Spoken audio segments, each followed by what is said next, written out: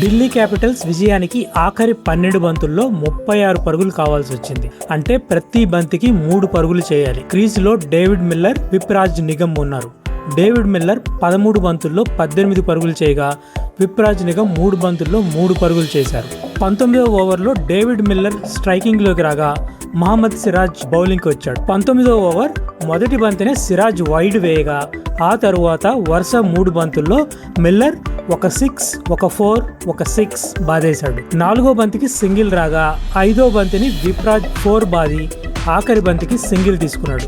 దాంతో సిరాజ్ వేసిన ఆ ఓవర్లో ఏకంగా 23 పరుగులు వచ్చాయి. ఆఖరి ఓవర్కు ఢిల్లీ విజయానికి కేవలం 13 పరుగులే కావాల్సి రావడంతో మ్యాచ్ ఢిల్లీదే అని అందరూ అనుకున్నారు. విప్రాజ్ తొలి బంతికే 4 బాదడంతో ఢిల్లీ డగ్అవుట్స్ లో సెలబ్రేషన్స్ మొదలయ్యాయి.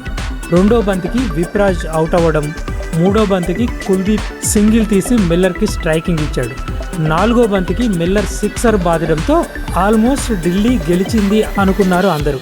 కానీ ప్రసిద్ధ్ కృష్ణ 2 బంతులను బౌన్సర్ వేసి డేవిడ్ మిల్లర్ని పరుగులు తీయకుండా చేశాడు. ఆఖరి ఓవర్ 5వ బంతికి సింగిల్ తీసే అవకాశం వచ్చినా మిల్లర్ తీయకపోవడం ఢిల్లీ ఓటమికి ప్రధాన కారణంగా కనిపిస్తుంది. 5వ బంతికి సింగిల్ తీసుంటే మ్యాచ్ రిజల్ట్ ఇంకో రకంగా ఉండేది.